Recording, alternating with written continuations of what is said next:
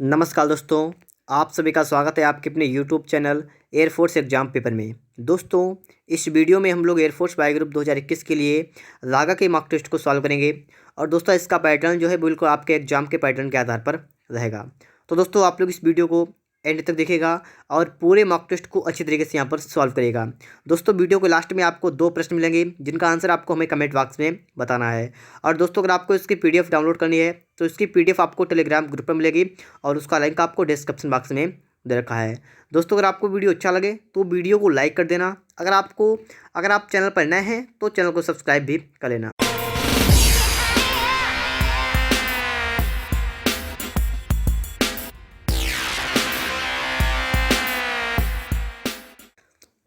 देखिए दोस्तों, प्रश्न नंबर 1 आपके सामने लिखा हुआ है, भारत में राज्य के राज्यपाल की नियुक्ति कौन करता है? आपके सामने 4 ऑप्शन लिखे हुए हैं। भारत के प्रधानमंत्री, मंत्रिपरिषद, सर्वोच्च न्यायालय का न्यायाधीश, भारत के राष्ट्रपति। दोस्तों, इसका राइट आंसर होगा ऑप्शन नंबर डी, भारत के राष्ट्रपति राज्यपाल की नियुक्ति करते हैं। इसके बाद दोस्तों देखते हैं हम लोग नेक्स्ट क्वेश्चन को। क्वेश्चन नंबर 2 देखिए दोस्तों यहाँ पर, ठीक है, पढ़ते हैं इसे। मलक्का जल डमरू मध्य किन 2 भूभागों के को अलग करता है? मलक्का जल डमरू मध्य किन भागों को अलग करता है? तो आपका आंसर है ए वाला, मलय प्रायद्वीप और इंडोनेशिया का द्वीप सुमात्रा, इन दोनों को अलग करता है। ठीक है। इसके बाद दोस्तों आपके लिए प्रश्न नंबर 3। यहाँ पर दोस्तों आप देखिएगा, निम्नलिखित में से अम्लीय वर्षा का मुख्य कारण क्या है? Carbon dioxide, carbon monoxide, nitrogen dioxide या ऑक्सीजन। दोस्तों, यहाँ पर आपका राइट आंसर होगा option number C, nitrogen dioxide. ठीक है। और इसमें एक और होता है जिसका नाम होता है सल्फर डाइऑक्साइड। ठीक है। आगे दोस्तों यहाँ पर हम देखेंगे नेक्स्ट क्वेश्चन, क्वेश्चन नंबर 4। यहाँ पर आप देखिएगा, भारत के राष्ट्रपति पद के लिए निर्धारित अधिकतम आयु सीमा क्या होती है? देखिए दोस्तों, इसके लिए अधिकतम आयु सीमा क्या होती है? ऑप्शन डी वाला होगा, कोई अधिकतम आयु सीमा नहीं होती है। ठीक है। न्यूनतम तो होती है 35 वर्ष, लेकिन अधिकतम कोई सीमा नहीं होती है। चलिए आगे देखते हैं दोस्तों। इसके बाद क्वेश्चन नंबर 5। दोस्तों यहाँ पर आप पढ़िएगा, नागार्जुन सागर बांध का निर्माण किस नदी पर हुआ है? नागार्जुन सागर बांध। तो आंसर आपका होगा यहाँ पर ऑप्शन ए, कृष्णा नदी पर। ठीक है, कृष्णा नदी पर। आगे देखिए दोस्तों, इसके बाद प्रश्न नंबर 6 देखिएगा। 6 नंबर आपका है कि रेफ्रिजरेटर खाद्य पदार्थों को खराब होने से बचाते हैं, क्यों? मतलब फ्रिज, आप जानते होंगे फ्रिज को, जब फ्रिज में खाना रख देते हैं तो वो खाना खराब नहीं होता है। क्यों नहीं होता है? इसका रीज़न ये होता है, इसके न्यून तापमान पर जीवाणु और फफूंदी निष्क्रिय हो जाते हैं। ठीक है दोस्तों। इसके बाद चलते हैं नेक्स्ट क्वेश्चन को। देखिए यहाँ पर प्रश्न नंबर 7 पर आ चुके हम लोग हैं। भारत का सबसे बड़ा वनस्पति संग्रहालय कहाँ पर स्थित है? तो दोस्तों यहाँ पर आपका राइट आंसर क्या होगा? Option number A. ठीक है, कोलकाता में। देखिए दोस्तों, क्वेश्चन नंबर 8। 4 क्रमागत विषम संख्याओं का योग 232 है, दूसरी सबसे बड़ी संख्या क्या होगी? तो दोस्तों, जब भी आपसे कहा जाए क्रमागत विषम संख्याएं, तो आपको पता होना चाहिए कि चाहे क्रमागत विषम संख्या हो या सम संख्या हो, प्रत्येक संख्या में 2 का अंतर होता है। तो दोस्तों यहाँ पर हम लोग संख्या मानेंगे, तो पहली संख्या दोस्तों अगर आपकी x होगी तो दूसरी आपकी होगी x+2, तीसरी आपकी दोस्तों होगी x+4 और चौथी आपकी होगी x+6। इस प्रकार से दोस्तों आपने यहाँ पर 4 संख्याएं मान ली हैं। आपसे कहा गया है इनका योग कितना है? 232। तो आप इनको जोड़ेंगे और जोड़ने के बाद दोस्तों आप इसके बराबर लिखेंगे 232। ठीक है, इतना आप कह लेंगे। अब दोस्तों आपको सबको ऐड करना है, तो आपका दोस्तों यहाँ पर होगा 4x प्लस का आपका होगा 12 बराबर 232। तो आपका होगा 4x बराबर, आप इसको माइनस कर देंगे तो आपका बचेगा 2 से 2 का 0, 3 से गया 2 और 2 आपका हुआ 220। x का मान निकालिएगा तो आपका आएगा दोस्तों 220 बटा में आपका हो जाएगा 4। अब दोस्तों यहाँ पर आप करना क्या आपको है, 4 से काट देना है इसे, 4 पंचे 20, 4 पंचे 20, तो आपका कितना आ गया 55। तो आपका दोस्तों x का मान आ गया 55। आपसे पूछा क्या गया है? आपसे कहा गया दूसरी सबसे बड़ी संख्या ज्ञात कीजिए, क्या होगी दूसरी सबसे बड़ी संख्या? तो देखिए पहली बड़ी संख्या क्या है, यहाँ पर आप देखिएगा पहली बड़ी संख्या आपकी ये वाली है। आपसे कहा गया दूसरी, तो दूसरी बड़ी संख्या मतलब है x+4, मतलब 55 + 4, तो कितना आपका होगा 59। ठीक है, तो 59 आपका राइट आंसर होगा, ऑप्शन नंबर ए वाला आपका करेक्ट आंसर होगा। ठीक है, 59। चलिए दोस्तों, इसके बाद बढ़ते हैं हम लोग नेक्स्ट क्वेश्चन पर। यहाँ पर आप देखिएगा, प्रश्न नंबर आपके लिए आ चुका है 9 नंबर। सवाल दोस्तों आपसे ये कह रहा है कि नितिन अपनी मासिक आय का 25% मकान के किराए पर, 5% खाद्यान्न पर, 15% कपड़ों पर, 10% अन्य खर्चों पर खर्च करता है। यदि वह प्रतिमाह 2700 रुपये की बचत करता हो तो उसकी वार्षिक आय बताइए। दोस्तों आपने यहाँ पर देखा है कि इसकी मासिक आय जो थी, इसका इसने क्या किया, 25% जो है वो मकान के किराए पर खर्च किया। उसके बाद दोस्तों इसने 5% कपड़ों पर, फिर 5% खाद्यान्न पर, फिर इसके बाद इसने 15% कपड़ों पर, और उसके बाद दोस्तों 10% अन्य खर्चों पर। ठीक है, तो इन पर खर्च किया। अब दोस्तों यहाँ पर टोटल आप देखिए इसने खर्च कितना कर दिया, ये दोस्तों आप यहाँ से निकाल दीजिएगा। तो इसने खर्च कर दिया टोटल, देखिए 5 5 10 10 20 का 5 5 10 5 15 का 5 हासिल लगा 1, और आपका हो जाएगा 5, मतलब इसने 55% खर्च कर दिया।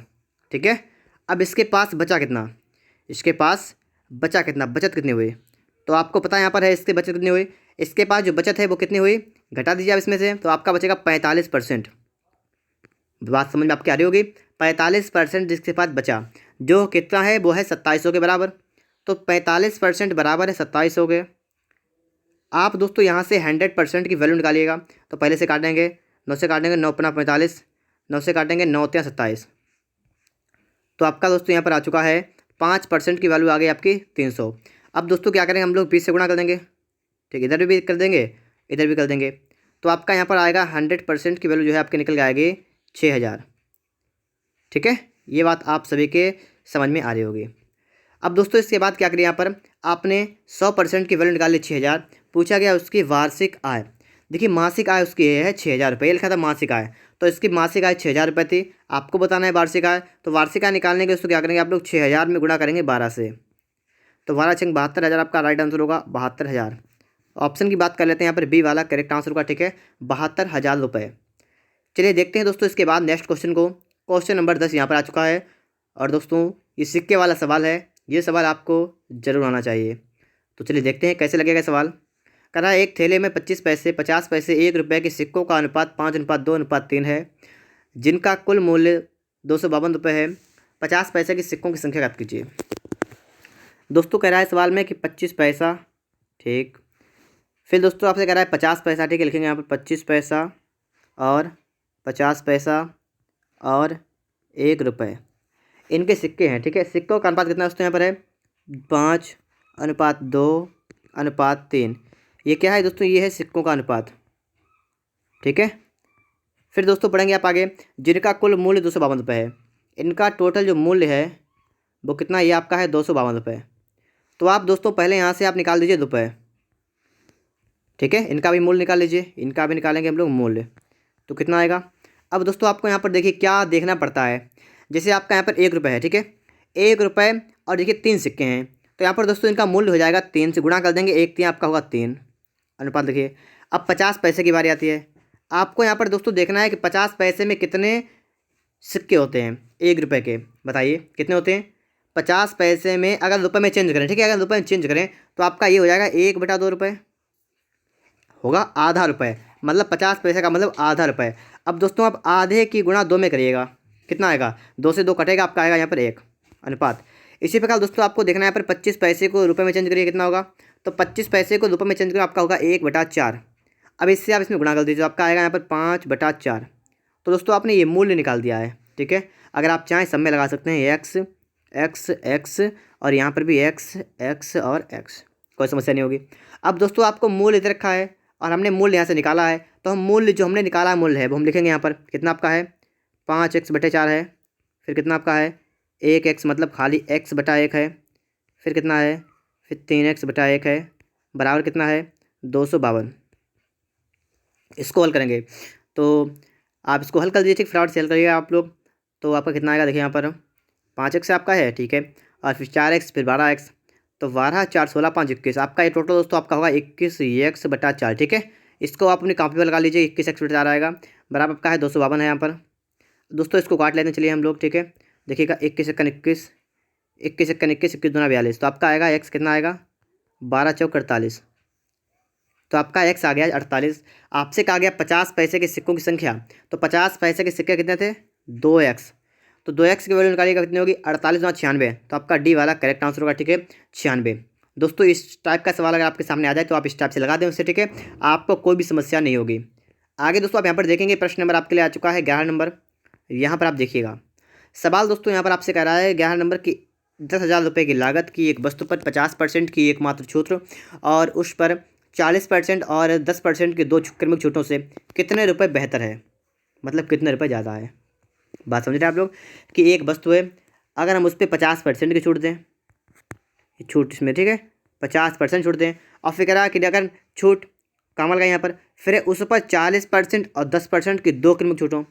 देखिए छूट का फॉर्मूला होता है एक्स प्लस का वाई होता है माइनस का होता है एक्स वाई अपन 100। अगर क्रमिक छूटें हो इस प्रकार से आपका होता है फार्मूला, तो इसमें आप लगा लीजिएगा। देखिएगा फटाफट से ये वाला इसमें लगेगा फार्मूला, ठीक है ये वाला। तो आप क्या करेंगे, यहाँ लिखेंगे 40 प्लस का लिखेंगे 10 माइनस लिखेंगे 40 गुणा 10 बटा में कर देंगे आप लोग 100।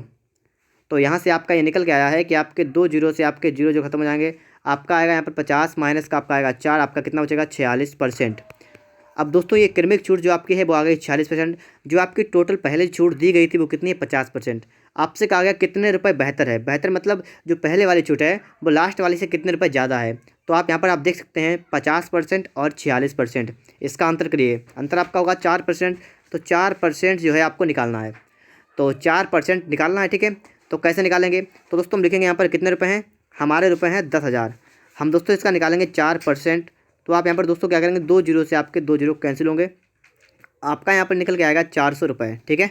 तो 400 रुपये मतलब ऑप्शन नंबर ए वाला यहाँ पर करेक्ट आंसर होगा, ठीक है। आगे देखते हैं इसके बाद प्रश्न नंबर आपके लिए है 12 नंबर। यहाँ पर दोस्तों आपके लिए है सवाल है, ये लाभांश से है।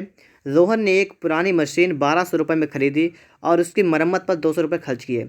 इसके बाद रोहन ने मशीन को 1680 रुपये में बेच दिया, उसका लाभ परसेंटेज ज्ञात कीजिए। दोस्तों आप एक बात याद रखिएगा कि जब भी आप कोई चीज़ खरीदेंगे और अगर आपने उसे ठीक करवाया, ठीक है, उसकी मरम्मत करवाई, तो आपका जो सीपी होगा वो उसमें जुड़ जाएगा। तो यहाँ पर दोस्तों देखिए उसने 1200 रुपये की मशीन खरीदी थी और उसके बाद उसने 200 रुपये और खर्च किए उसकी मरम्मत पर। तो यहाँ पर दोस्तों आपका जो सीपी आपका जो होगा वो टोटल कितना होगा, यहाँ पर देखिएगा 12 दो मतलब 1400 रुपये, ठीक है। सीपी कितना होगा 1400 रुपये। फिर दोस्तों उसने 1680 में बेचा है, बेचने को कहते हैं विक्रय मूल्य, इसको कहते हैं दोस्तों हम लोग एसपी, ठीक है। तो आपका एसपी जो है वो कितना होगा 1680 रुपये।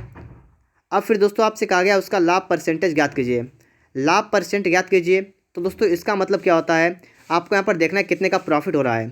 तो प्रॉफिट निकाल लेते हैं हम लोग, देखिएगा यहाँ पर पी क्या होता है बराबर 1680 करेंगे विक्रय मूल्य माइनस का क्रय मूल्य, तो माइनस का 1400। तो आपका कितना बचेगा, आपका बचेगा 280 रुपये, ठीक है। आपका प्रॉफिट कितना आएगा 280 आएगा। आपको निकालना क्या है लाभ परसेंट, तो होता है सूत्र होता है प्रॉफिट अपान क्रय मूल्य गुणा 100। तो मतलब 280 बटा में क्रय मूल्य मतलब 1400 गुणा में आप करते हैं यहाँ पर 100।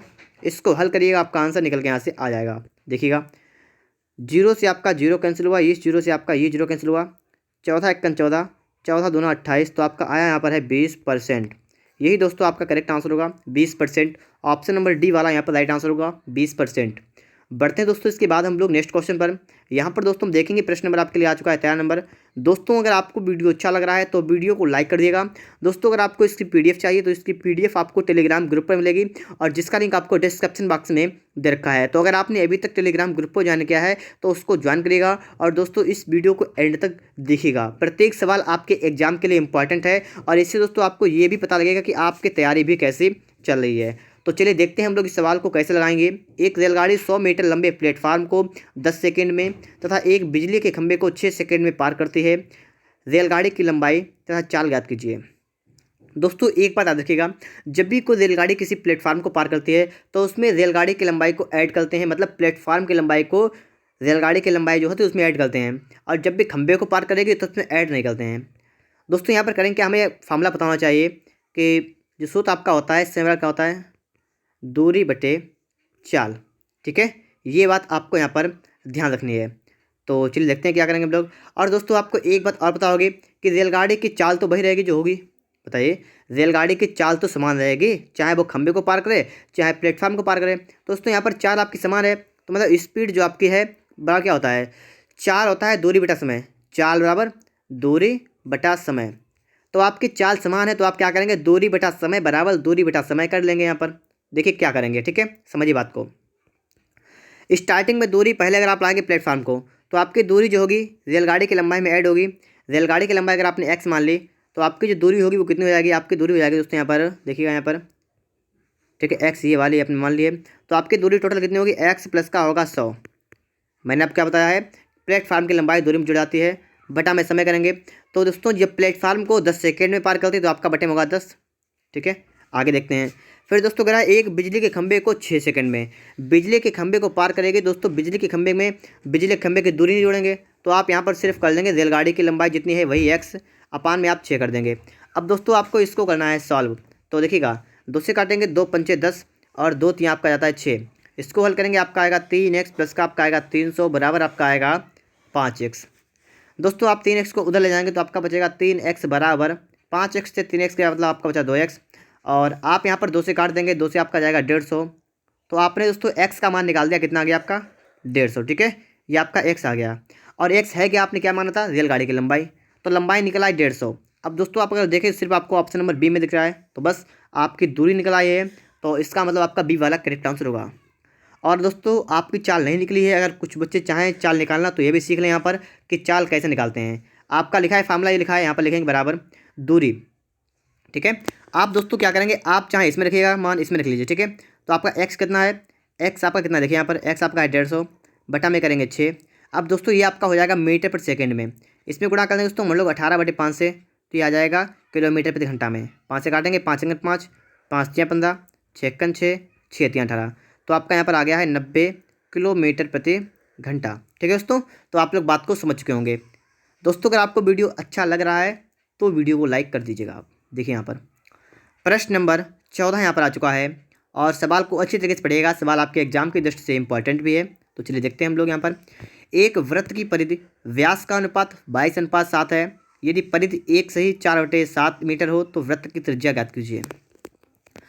परिधि आपको यहाँ पर दे रखी है, ठीक है, कितनी है 7:7 और 4:11, मतलब इसकी परिधि जो है, परिधि का मतलब 2πr, वो कितनी है 7:7 और 4 11/7 मीटर। ये दोस्तों आपको दे रखी है।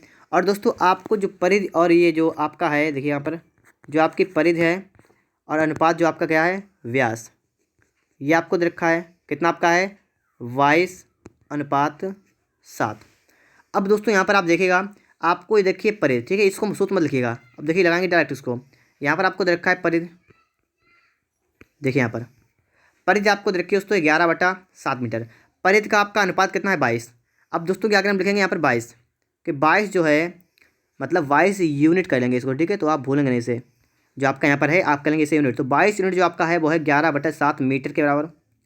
अगर दोस्तों इसको काटे पीटे हल करें इसे तो आपका हो जाएगा, देखिए दोस्तों यहाँ पर आपका हो जाएगा 11×1 और 11×2 22।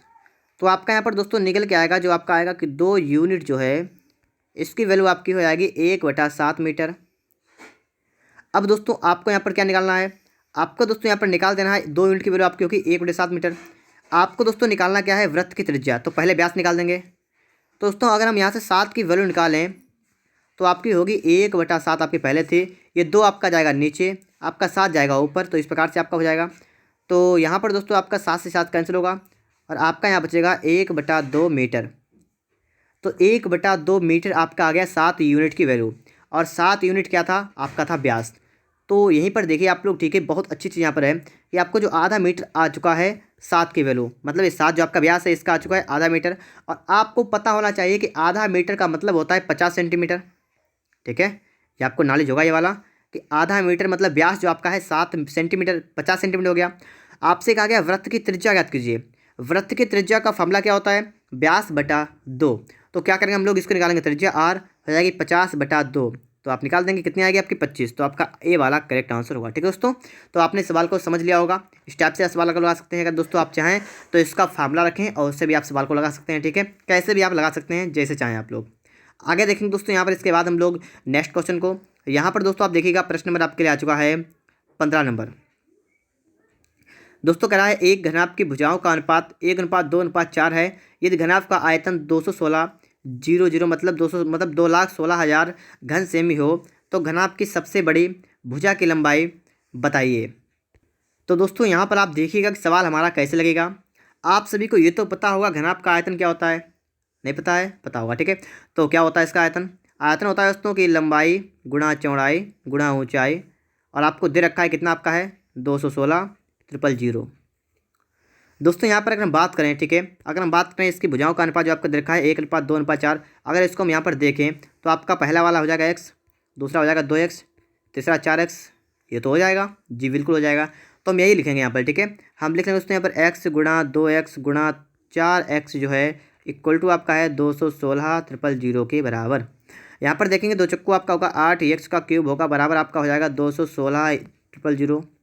यहाँ से अगर हम निकालें इसको तो 8 से काट लेंगे, 8 से काटेंगे 8 दूना 16, 8 7 56, 3 0, एक्स क्यूब आपका हो जाएगा, ठीक है। और एक्स की वैल्यू यहाँ से निकालेंगे, इसका क्यूब करेंगे, आपका आएगा यहाँ पर देखिए 3 3 होते हैं, होता है 27, तो आपका यहाँ पर आएगा 3 और 3 जीरो का आपका होगा 1 0। तो आपने एक्स का मान निकाल लिया है 23। आपसे कहा गया घनाभ की सबसे बड़ी भुजा की लंबाई, सबसे बड़ी भुजा 4x हो जाएगी, तो 4x निकालेंगे मान, तो 4 गुणा 30 कितना आपका आएगा 120। तो आपका ऑप्शन नंबर कौन सा होगा, डी वाला करेक्ट आंसर होगा 120 सेंटीमीटर, ठीक है। अब दोस्तों इसके बाद आपके लिए आ चुका है प्रश्न नंबर 16। यहाँ पर दोस्तों आप देखिएगा रीजनिंग से आपका क्वेश्चन है और आपको यहाँ पर जो आपका खाली स्थान आपको यहाँ पर दिख रहा है इसको आपको बताना है इसका राइट आंसर, मतलब यहाँ पर हम क्या रखेंगे। दोस्तों इसके लिए आप एक चीज़ याद रखिएगा, आप लोग यहाँ पर एक काम करिएगा, आप पहले गिनिएगा कितने हैं, ठीक है। तो देखिए 1 2 3, फिर आगे 4 5 6 7 8 9 10 11 12 13 14 15 16 17 18, आपका यहाँ पर हो रहा है 18।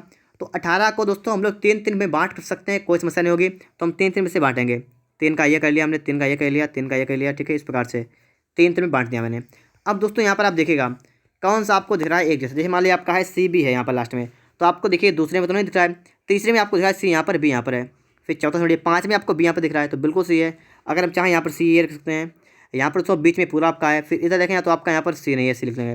तो ये 3 ये वाला ये वाला ये वाला आपके सेम थे, C A B C A B C A B.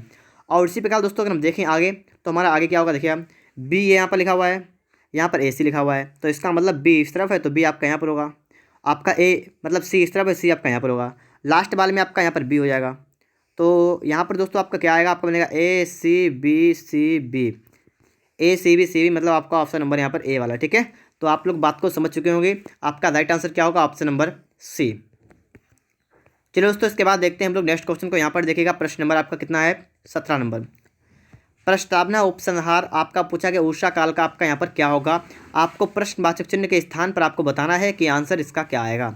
आप सभी को पता है किसी भी चीज़ को स्टार्टिंग करते हैं, किसी चीज़ को लिखते हैं निबंध वगैरह को, तो उसमें स्टार्टिंग में लिखते हैं प्रस्तावना और लास्ट अंत में उसका लिखते हैं उपसंहार, मतलब इसका विपरीत आप एक तरह से मान लीजिए। तो वैसे ही आपको बताना है उषा काल का आपका क्या यहाँ पर होगा। उषा काल क्या समय होता है, जो प्रातः काल से पहले का होता है, ठीक है, उसे कहते हैं उषा काल। इसी प्रकार दोस्तों देखिए अगर मान लीजिए यहाँ पर उषा काल ना होकर सुबह होता तो उसका तो आपका हो जाता शाम, लेकिन आपका उषा काल है तो आपका ये तो नहीं हो सकता है, ठीक है, ये तो हो ही नहीं सकता है। आपके बचे हैं 2, आपको पता है कि उषा काल होता है सुबह से पहले का, मतलब प्रातः काल, उसे कहते हैं उषा काल। और दोस्तों इसी प्रकार दोस्तों आपका जो शाम होता है, ठीक है, जो रात में मतलब शाम, और यहाँ पर सुबह शाम तो है नहीं, तो आप इसको कहेंगे संध्या का समय। तो उसे यहाँ पर लिखा हुआ आपका है कि झुटपुटा, या लिखा है शांत प्रकाश, ठीक है। तो आपका यहाँ पर सी वाला बनेगा, ठीक है। आगे देखते हैं उसके बाद आपके लिए 18 नंबर। यहाँ पर दोस्तों आप देखिएगा, ठीक है, चलिए देखिए बताइए फटाफट से इसका राइट आंसर क्या होगा। 122, 170, 290, तो आगे आपका क्या आएगा, सोचिएगा फटाफट जल्दी जल्दी। देखिए यहाँ पर जिसे आपका यहाँ पर लिखा है 122, आपका लिखा है 170, आपका लिखा 290, आपको यहाँ बताना क्या आएगा। तो चलिए मैं आपको बता रहा हूँ, ठीक है, क्या कैसे लगाएंगे इसे। 122 जो होता है वो आपको पता है कि 11 का वर्ग होता है 121, इसमें अगर हमें एक जोड़ दें तो आपका हो जाएगा 122, बिल्कुल सही है। इसी प्रकार दोस्तों 170 जो है वो आपका है 13 का वर्ग होता है 169, एक जोड़े, ठीक है, ये भी सही है। 290 आपका होता है 289, 17 का होता है स्क्वायर, कितना होता है 289, एक जोड़ेंगे कितना होगा 290, बिल्कुल सही है। दोस्तों आपने यहाँ पर ये चीज़ देखी होगी यहाँ पर कि आपका पहले 11 है यहाँ पर, फिर 13, फिर 17। आप इससे समझ पा रहे होंगे कि यहाँ पर दोस्तों अभाज्य संख्याएँ हैं, ठीक है, अभाज्य संख्याओं का वर्ग किया गया है, एक जोड़ा गया है। अब 17 के बाद आती है आपकी 19, 19 का वर्ग प्लस 1, देखिए कितना 19 का होता है 361, एक 362, तो 362 वाला आपका राइट होगा, ठीक है।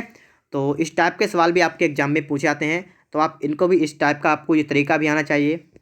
आगे दोस्तों इसके बाद देखिए आप लोग यहाँ पर आपको दोस्तों यहाँ बताना है कि इसके प्रश्नवाचक जो आपका स्थान लगा हुआ है, चिन्ह जो लगा हुआ है, यहाँ पर आपका क्या आएगा। तो सोचिएगा फटाफट से और देखिए यहाँ पर कैसे लगाएंगे सवाल को भी। देखिए 5 4 2, 2 4 5 और 4 7 30, 3 और आपका यहाँ पर देखिए 18, यहाँ पर 30 यहाँ पर है, ठीक है।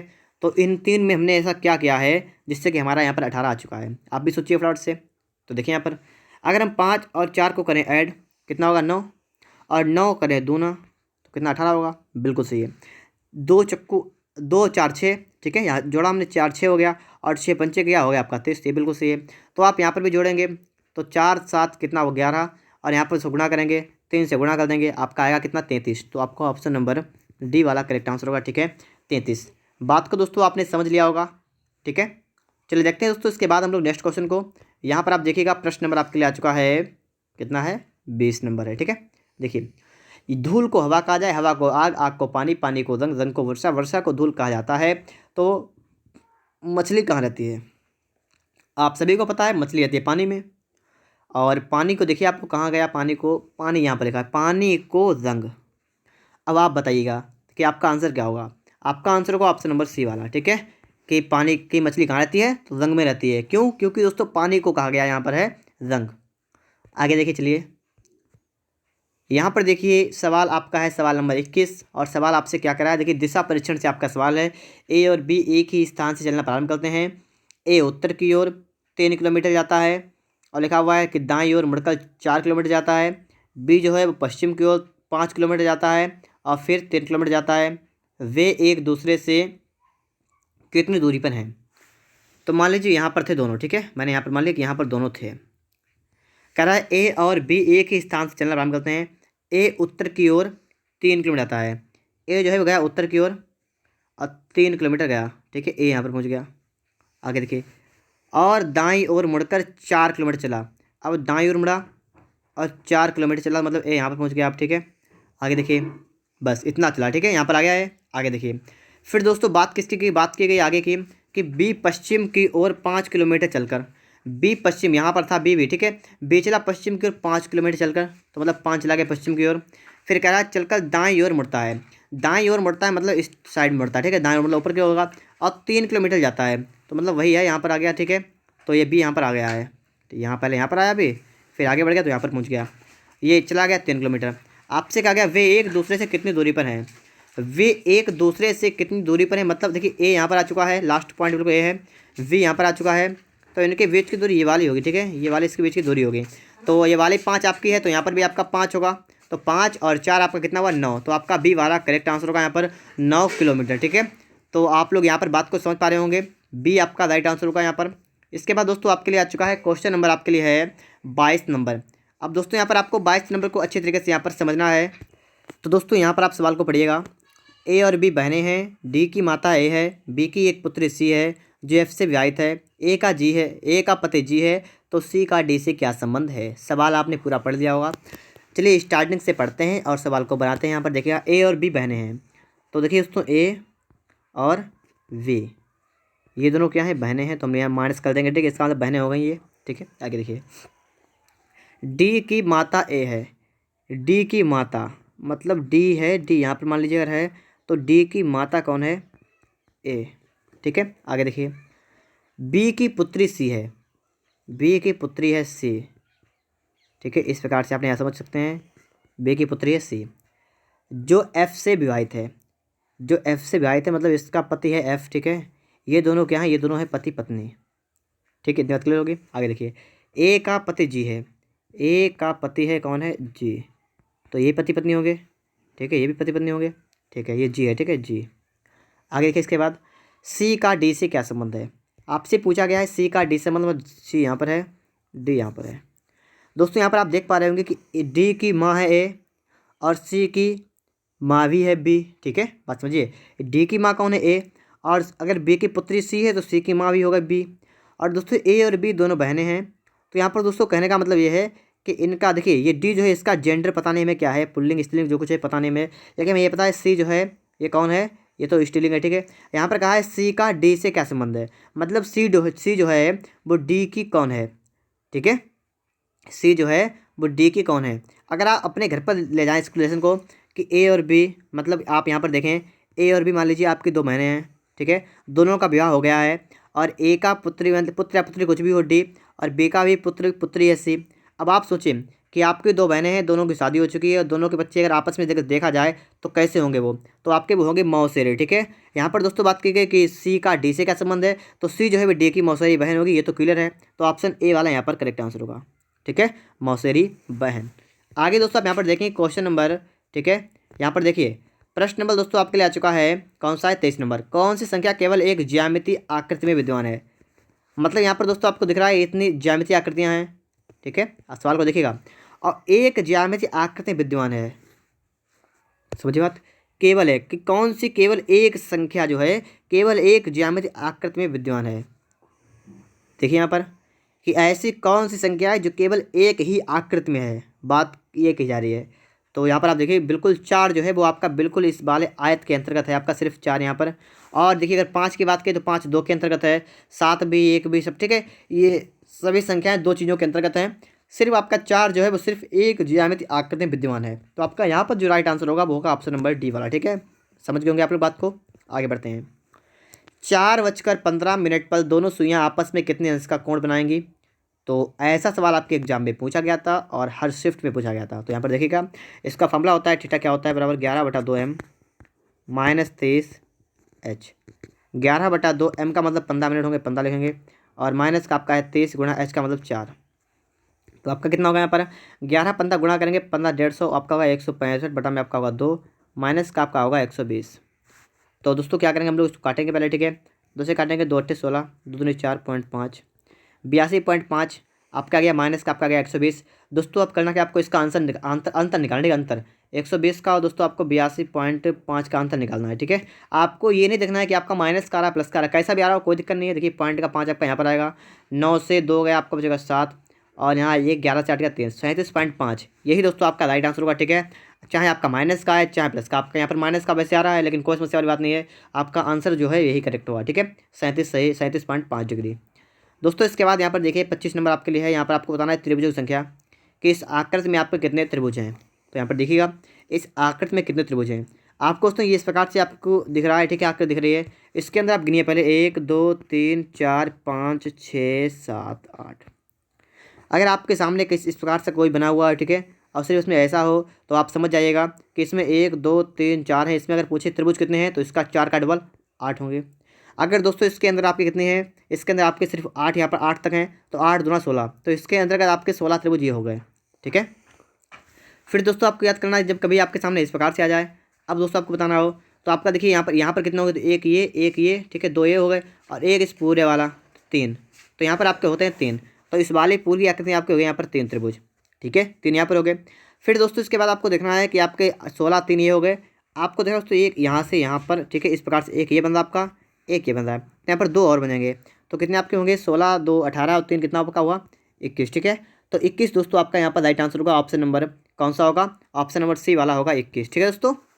चलिए दोस्तों आगे देखते हैं इसके बाद हम लोग नेक्स्ट क्वेश्चन को। यहाँ पर देखिए आप लोग 26 नंबर, प्लस का अर्थ घटाना है, माइनस का अर्थ गुणा करना है, भाग का अर्थ योग करना है, और गुणा का अर्थ भाग करना है। 26 नंबर बताइएगा। तो देखिए यहाँ पर तो 10 गुणा 5, देखिए दोस्तों यहाँ पर 10 गुणा का मतलब है भाग करना, तो 5, फिर भाग का दोस्तों यहाँ पर क्या है, भाग का अर्थ है योग, तो यहाँ पर करेंगे योग। यहाँ पर दोस्तों आपका है 3 और लिखेंगे 3। इसके बाद दोस्तों आगे आप देखेंगे यहाँ पर आपका कितना है, यहाँ पर आपका है माइनस का अर्थ है गुणा करेंगे 2, फिर आपका है प्लस का अर्थ है घटाना, माइनस करेंगे 3। अब दोस्तों आपने सबको रख लिया है, वैल्यू आपने पुट कर ली। यहाँ पर देखेंगे आप लोग, यहाँ पर जब भाग करेंगे आपका जाएगा 5 2 जाएगा आपका, प्लस 3 गुना करेंगे आपका आएगा 6, माइनस का आपका आएगा 3, तो 8 - 3 आपका कितना यहाँ पर होगा 5, ठीक है दोस्तों।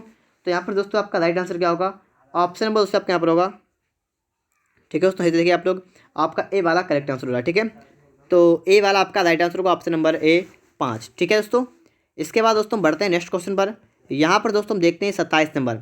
यहाँ पर दोस्तों आपको जो ये दिया रखा है, ठीक है, इसको दोस्तों आपको बिल्कुल सीरीज से लगाना है, मतलब एक तरफ से पहले क्या आएगा फिर क्या आएगा फिर क्या आएगा, इस टाइप से दोस्तों, ठीक है, ऐसे आपको यहाँ पर देखना है।